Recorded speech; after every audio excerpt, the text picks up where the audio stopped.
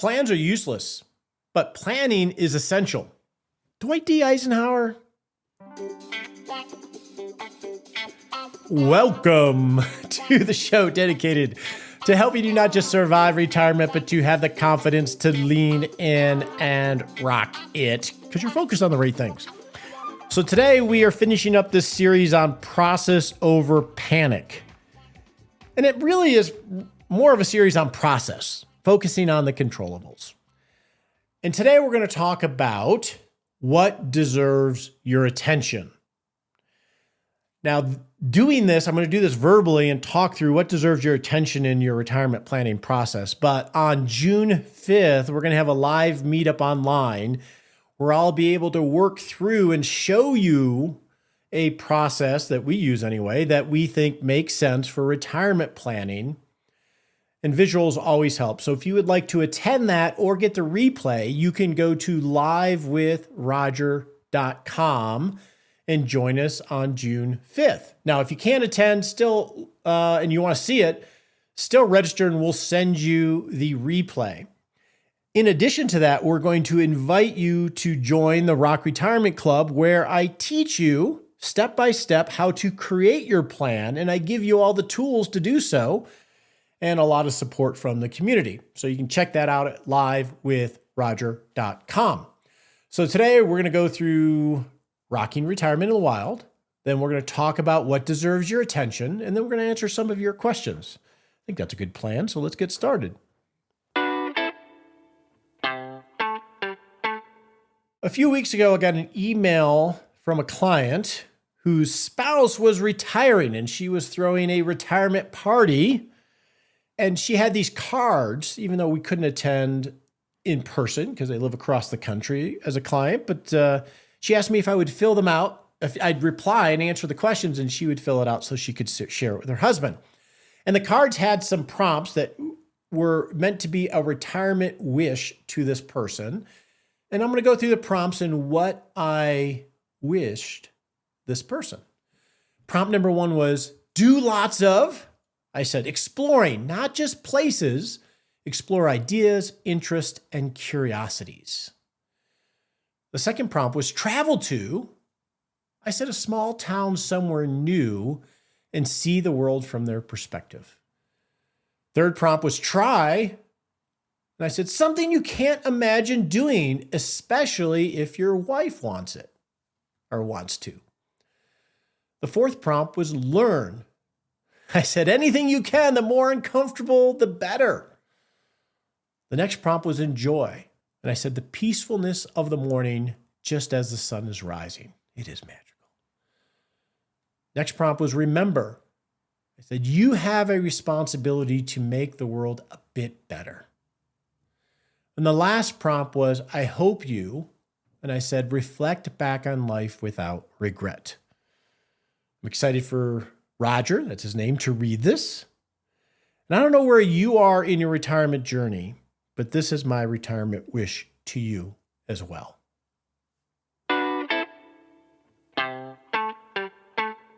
So as we begin this, what should you pay attention to? I want to go back to that quote from Dwight D. Eisenhower. Plans are useless, but planning is indispensable. Did he really say that? I've had a listener email me from time to time saying, hey, Roger, you should do a little bit more research on your quotes. A lot of what we think people said they actually didn't say, which I totally get is true. And so I did. I went to Quote Investigator. And so I'm relying on their investigation as to whether Dwight D. Eisenhower actually said this. And they said it actually came from a speech. And they had an excerpt from the speech, and I'll read that quote that they shared. And from Dwight D. Eisenhower, I tell this story to illustrate the truth of a statement I heard long ago in the Army. Plans are worthless, but planning is everything.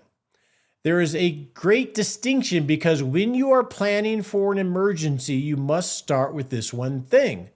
The very definition of emergency is it's unexpected. Therefore, it is not going to happen the way that you are planning. So that's the context from Quote Investigator of the quote that I shared at the beginning of the show. So now let's move this to retirement planning. When you are doing retirement planning, you are planning for the future. So you're planning for something that's totally unpredictable. Not only that, before you're retiring, you are planning with zero experience of what that journey might look like. You've never retired before. I mean, if you've been retired 5 years, it gets a little bit easier because you have been in it at least. But a plan is simply a map of the future based on your work. And your map is going to be wrong, always. So the plan is not the most important thing. The most important thing, in my opinion, is the process in which you do the planning. The plan is an outcome of decisions that you have made at this point in time. So it should be held very lightly in that sense because it's wrong. And whether it's emergencies or life, things are just going to change.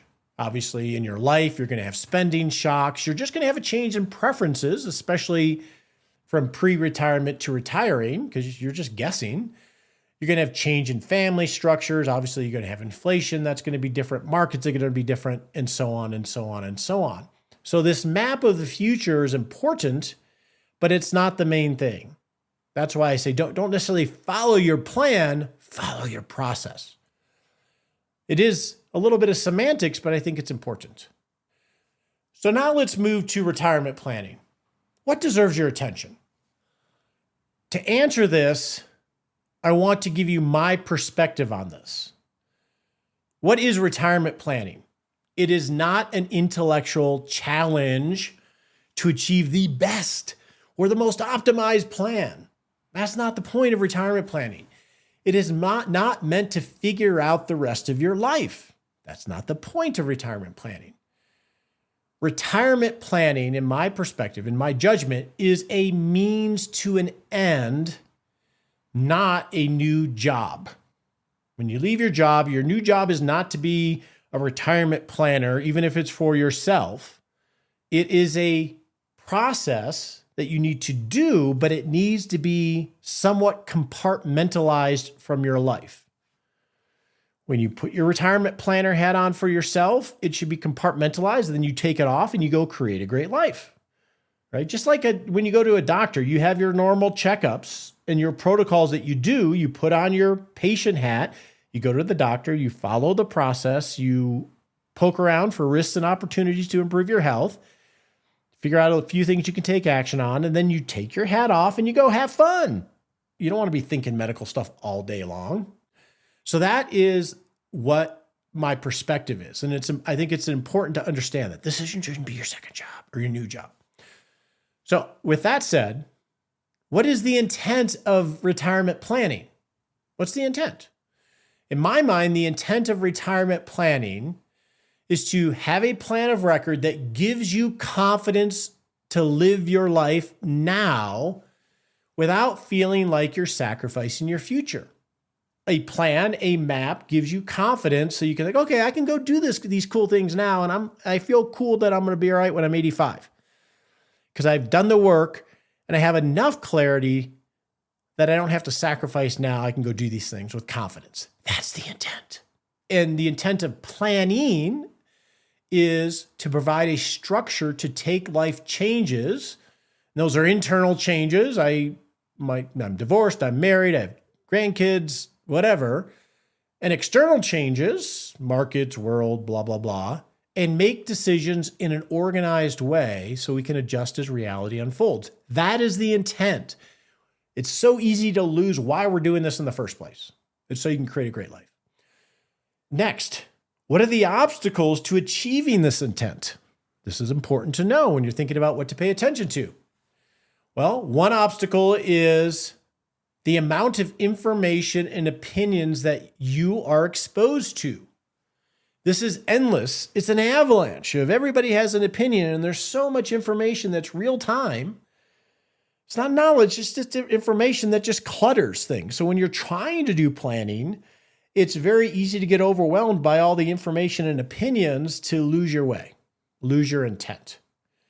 I'm going to give you a hint. Virtually all of it is useless to the process. But that's obstacle number one. Obstacle number two is Things outside of retirement planning, market commentary and data, economic commentary and data, political commentary and data, all of these things rarely deserve your attention when it comes to retirement planning, the process. Deserve your attention in a different hat when you have a different hat on, but not to retirement planning. Next obstacle is this focus on finding the quote unquote right way to retire and the right optimization strategy that might save me $10 15 years from now, a la Roth conversion, if everything goes right. These are obstacles to retirement planning given the intent that I've established. The last obstacle I'm going to talk about is generally we're really doing a lot of serious retirement planning within 5 years of retirement and within maybe 5 years after retirement.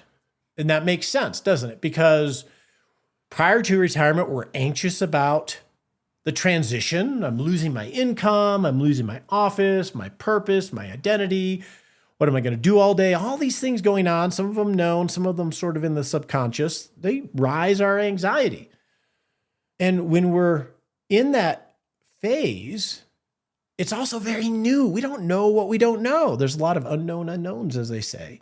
So we're really diving into this. You start listening to geeky podcasts like mine or reading blogs or buying books, etc. So we're hyper-focused on this because we're trying to learn a new domain because it's something we haven't done.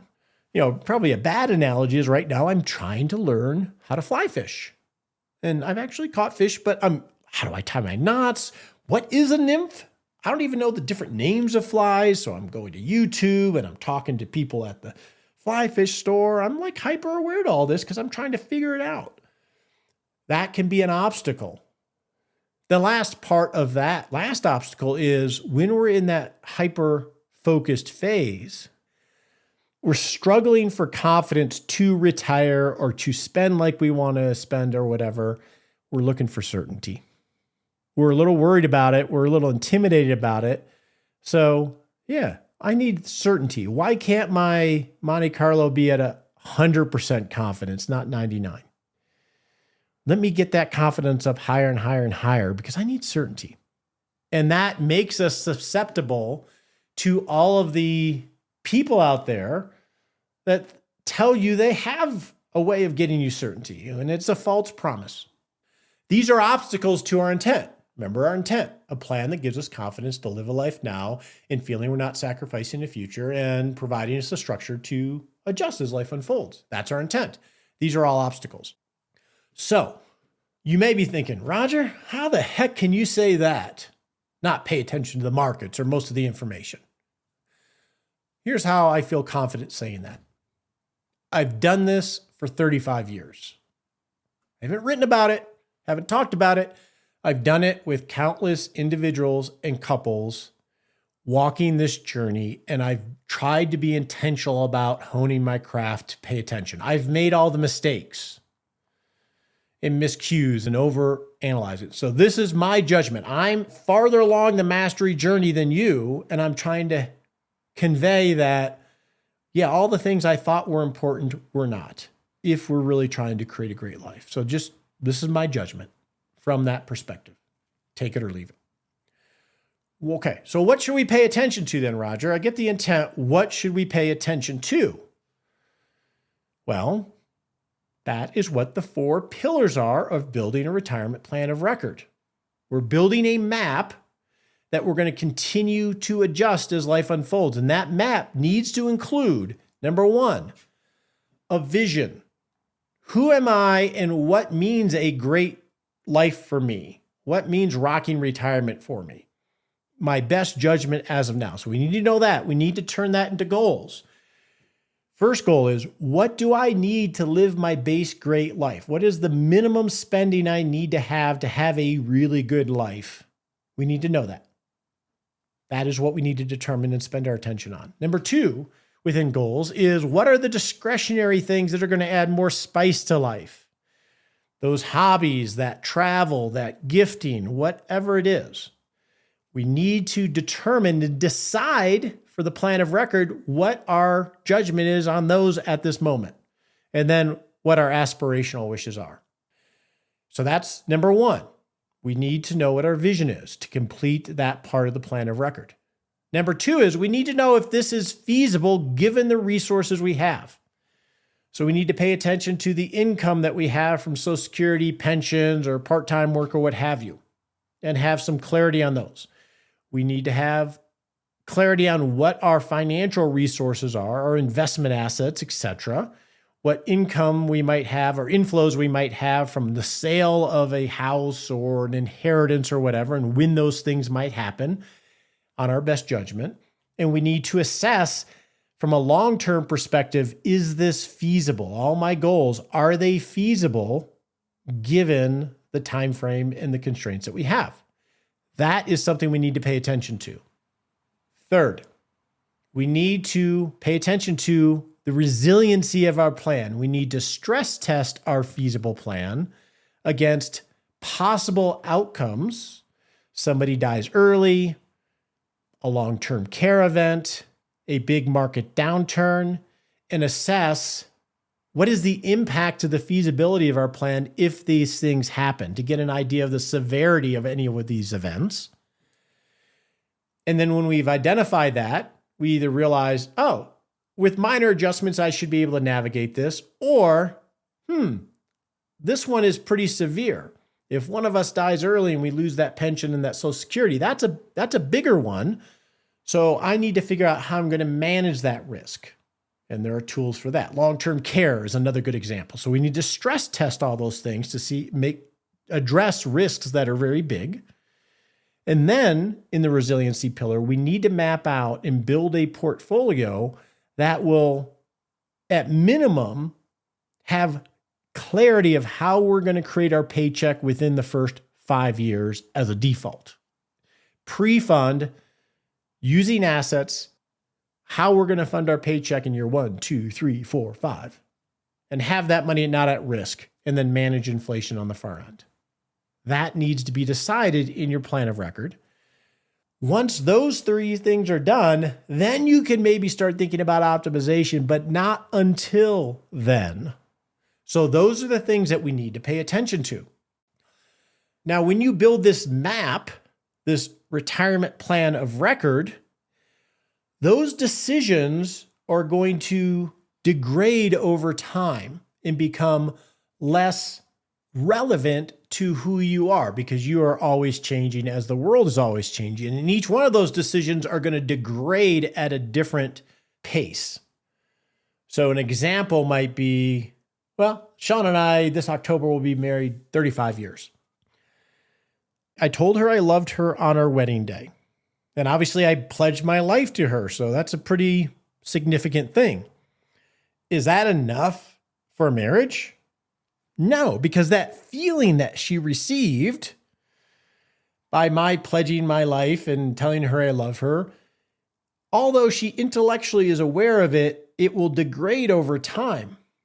So I have to continually show up and demonstrate my love and tell her I love her. Some of us need that every day. Some of us need that every week. Some of us need that in different ways. That's unique to each one of us. But those decisions degrade over time. So then the next question from a process standpoint of how often should I revisit each one of these decisions? If we think of like it's not included here, but like an estate plan. When we decide an estate plan, those are decisions that an estate plan of record that degrade relatively slowly, right? Maybe every couple years you need to put your eyes on it just to confirm that your choices are still relevant, unless you have a life event. Those are slower ones.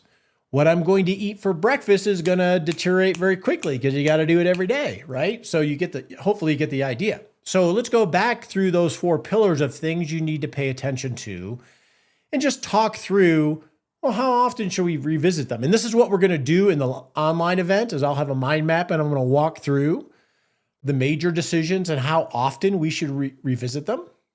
This is our standard of care that we work through. So let's go back to vision. How often should we review our vision? Well, values, those don't change much. Maybe put eyes on them once a year. Your base Great Life, that base spending amount, that should be relatively stable. So that's probably once per year to see if you're spending over or above what you thought. What about the discretionary wants? I got to buy that boat, want to buy that bike, I want to give that money, I want to travel. Maybe those are every 6 months, just to keep building out the horizon because our preferences can change. So maybe those are every 6 months. What about feasibility? Is my plan feasible? Well, that might be annually or when we change our goals. What could impact feasibility? Well, if we change our spending goals, we would have to redo feasibility. So that's a trigger. If I change my goals, my base Great Life or my wants and wishes, then I got to redo feasibility because it's all new now. But absent those changes, maybe annually because the markets are going to go up and down, inflation is going to go up and down, etc.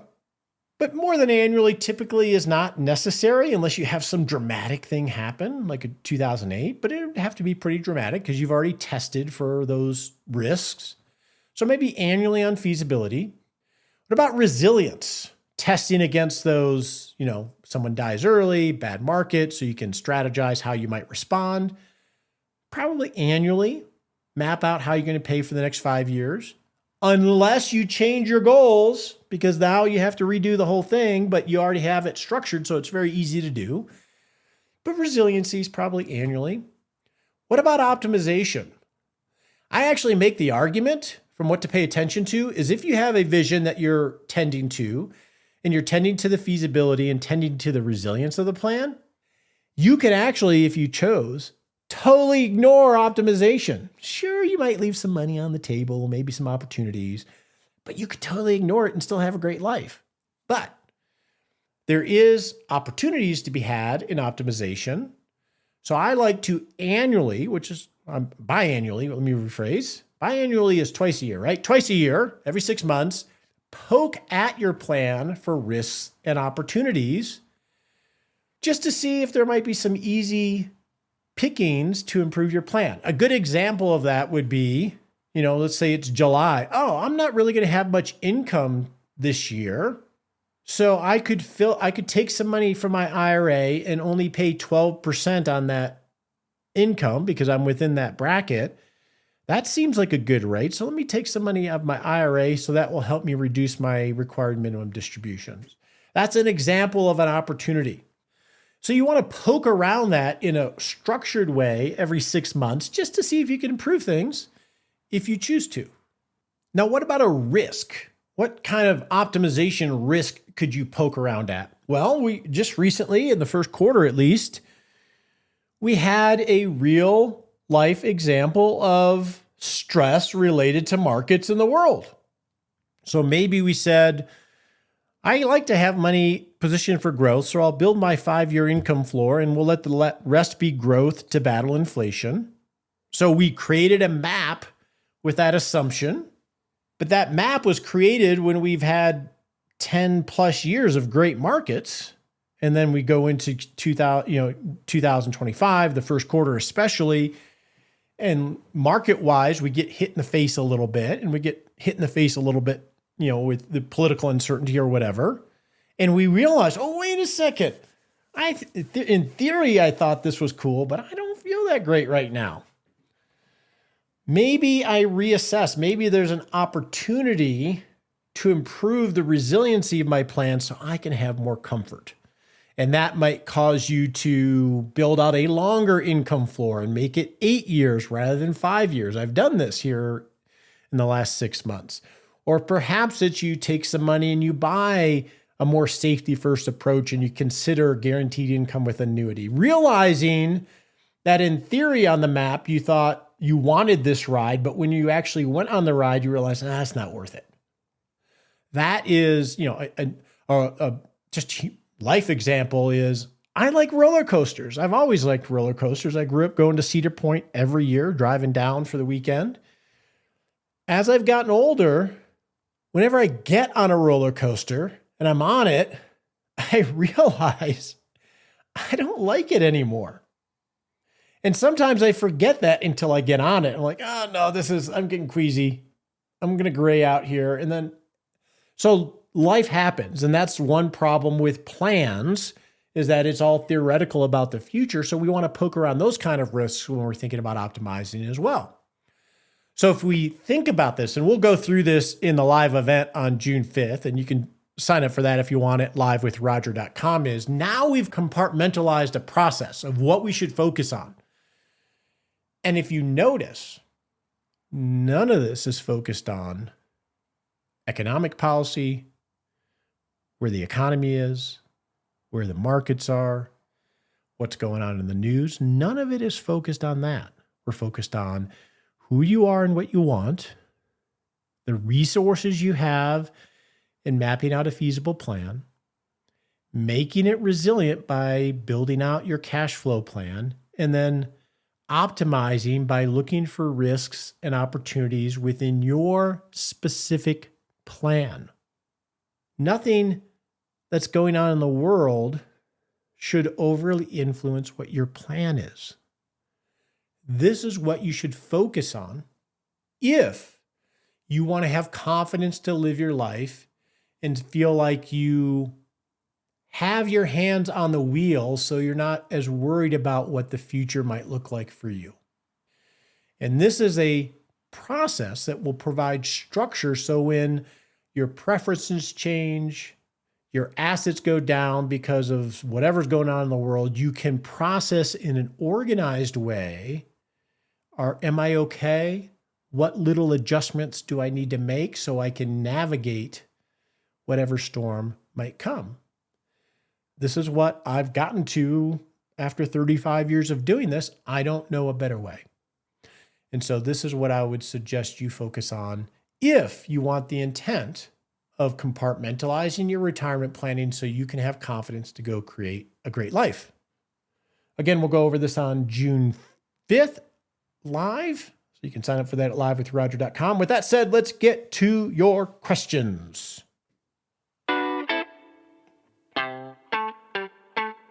If you have a question for the show, go to not Live with Roger, go to askroger.me.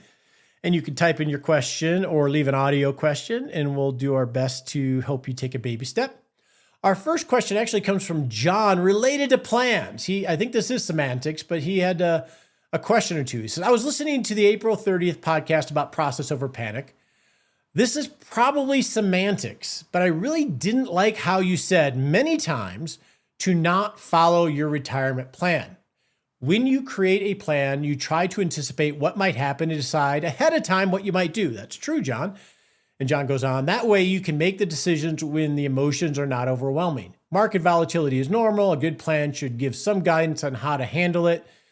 If there's something that someone is worried about, then that should be covered in the plan. And I think you're right, John. I think this is about semantics. When I say don't follow the plan, what I have observed is, and this is how retirement planning came about, is you would get this big financial plan that would have it all mapped out and then come see me in a year. So the plan was like this, no, you stick to this, without an overriding process to refresh the plan in a more dynamic way. The plan is current version of your map of the future. The process is what we need to stick to, heck or high water. The process. That's what we need to stick to. So maybe it is a little bit semantics, but hopefully you got the sense in our discussion earlier, it is about sticking to a process that's thought out beforehand so you can just show up, iterate on the plan, and then go about and update the plan and go about. So I think it is semantics, John, but I appreciate your feedback. Next question is from Steve, thinking about his asset allocation. I am in the process of rebalancing our portfolio as we walk into retirement and decumulation. The goal allocation is 65% in stocks, 35% in bonds. We are close with about 31% in combination of cash, CDs, and bond ETFs. My question has to do with the 65%. Currently, we have 40% in equities and another 29% in a dividend fund. He gives an ETF symbol. How do I treat the dividend fund in the equity allocation? I know it's made up primarily of equities, but would I consider that as part of my bond portfolio, the 35%, or do I use it all as equities? That's a good question, Steve. So this is optimization in your implementation. I looked up the fund that you shared. I think it's SCHD. And if you go to Morningstar and type in the symbol of the fund, it will tell you what it is. And when I looked at it, it is an equity dividend fund. And the fact that it is a dividend fund, that builds a portfolio of stocks within it, and it would be large cap value if you look at the Morningstar category. So that would be part of your 65% in equities. So that's how I would do that. And Steve says, hey, I found your podcast 5 years ago when I began planning for retirement. I'm 6 weeks away. Congratulations, buddy, from closing out my life of full employment. I will take a part-time job, positions in planned giving at my alma mater. I feel financially and emotionally and strategically ready for this phase. Yes. Steve, please refer to the retirement wish. I wish that for you too, buddy. Our next question comes from a different Steven, in this case, not Steve. I'm planning to retire in about 6 months and would like to pay someone to coach me through that process, but don't want to engage someone for ongoing management of my assets. What retirement certification should I be looking for in an advisor? Well, you got to decide here, Steven. Are you looking for an advisor to coach you on the money aspect of it, or are you looking for a more holistic non-financial coaching? If it is non-financial coaching, I suggest that you pick up the book called The Retirement Collective, Shared Wisdom from Top Retirement Coaches. That's published by the Retirement Coaches Association.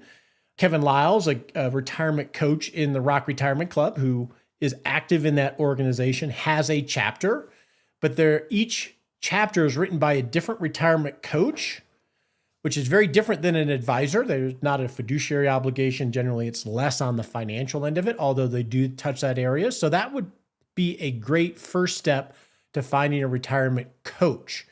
When you find somebody in the advisor end of it, you're not going to really find a coach. You're going to find an advisor that may work on a scope of work project, a la building a retirement plan of record, and perhaps we'll touch on the non-financial aspects, but they're more going to help you make decisions on building the plan. Now, there are plenty of places that do that. We do that. Scott Sanborn at our firm does that, but there are many places where you can find people that will do that, but you're going to be looking for a flat fee advisor in that case. But I would check out that book if you're looking for a retirement coach. And we'll actually have a link to that in our weekly newsletter, The Noodle, so you can pick that up on Amazon quickly if you don't have a chance to write down the name. Our next question comes from Anonymous. They say, I'm looking to purchase financial management software. I just turned 70 and collect full Social Security, and my wife, half of mine. We maxed out. And he gives a level of his assets, which are pretty substantial. Since I'm still working, I think I may have too much cash. I'm waiting for a big dip correction. What software can I purchase that is very secure and pulls all my assets in and does good analysis for me? Maybe AI? And then says, P.S. I don't trust the free software. I'll be honest with you, Anonymous. I don't think you give enough context as to what your intent is. What is it you are looking for the software to help you with? So I really can't answer the question until you define that intent. So as an example, are you looking for retirement planning software? Are you looking for asset allocation software? Are you looking for software to help you identify the quote unquote big dip correction? I don't know.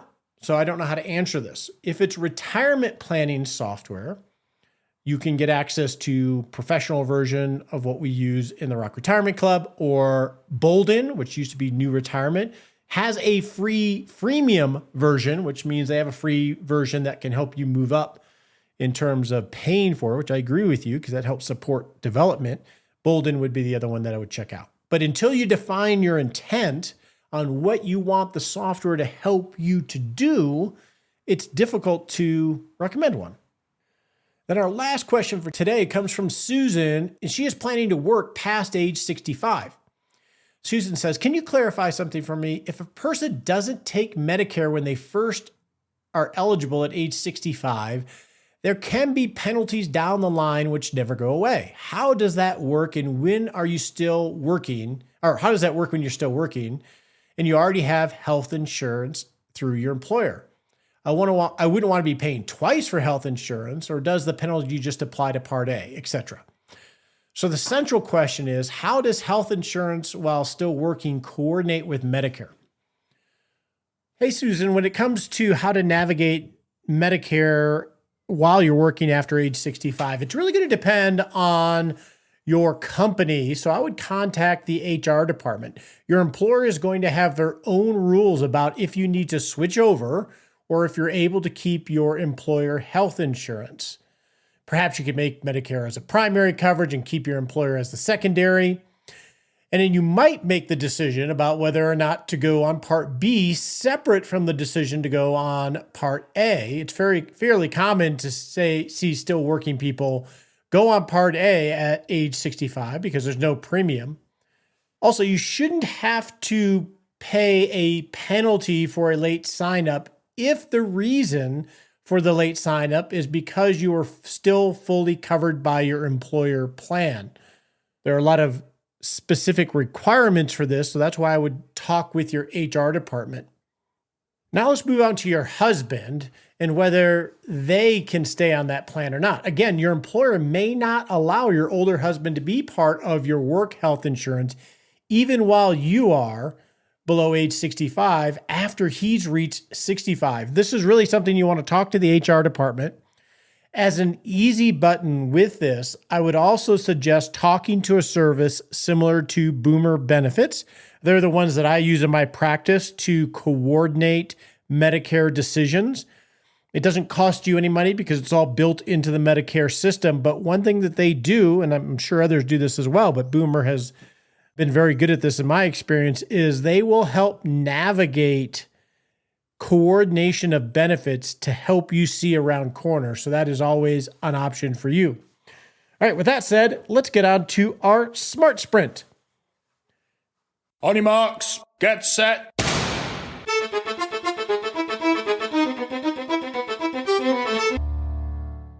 And we're off to set a baby step you can take in the next 7 days to not just rock retirement, but rock life. All right, in the next 7 days, I want you to sit down and schedule your meetings regarding retirement planning for the rest of the year. So here we are in May. So why don't you schedule a Q3 meeting sometime in July or August, and then schedule a Q4 meeting with yourself in the last quarter of the year. Get these on the books now, and then you can work at creating a small agenda for yourself, knowing that you are going to visit your retirement plan of record in an organized way. It's on the calendar. You know how you're going to address it. We'll talk about what things to have in each one of those meetings on our live meetup on June 5th. But go ahead and get these scheduled. That way you can go about rocking retirement knowing that you're going to pay attention in a structured way.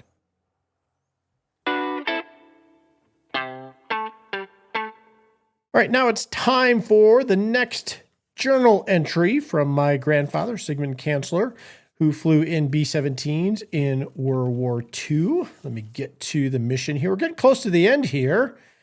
We're on missions 48 and 49, September 12th, ship number 859, sortie 32nd.